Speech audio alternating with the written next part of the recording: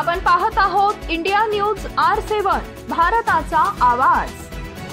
मुळा नदीपात्रात सुमारे 35 वर्षीय तरुणाचा मृतदेह आढळला।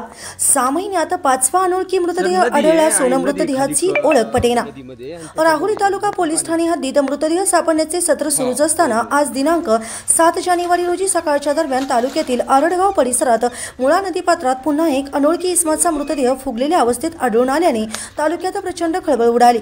राहुरी तालुक्यातील आरडगाव येथील स्मशानभूमी जवळील मुळा नदीपात्रात आज दिनांक 7 जानेवारी 2025 रोजी सकाळी 10 वाजण्याच्या सुमारास सुमारे 35 वर्षीय तरुणाचा मृतदेह नदीपात्रात पाण्यावर तरंगताना दिसून आला।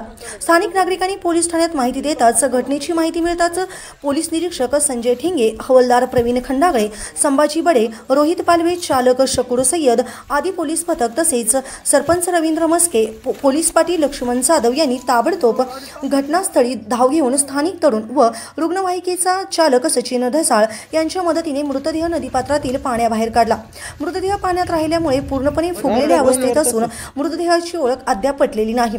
राहुरी तालुक्यातील बारागाव नांदूर येथे सुमारे 6 महिन्यापूर्वी एका अनोळखी इसमाचा मृतदेह हातपाय बांधून एका छोट्या ड्रममध्ये कुजलेल्या अवस्थेत मिळून आला होता। तर गेल्या 15 दिवसापूर्वी राहुरी देसवंडी शिव परिसरात मुळा नदीपात्रात एक अनोळखी इसमाचा मृतदेह कुजलेल्या अवस्थेत मिळून आला होता।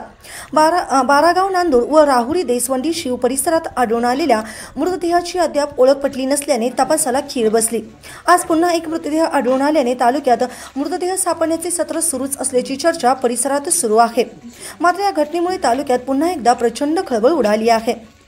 इंडिया न्यूज R7 साठी राजेंद्र उंडे, राहुरी।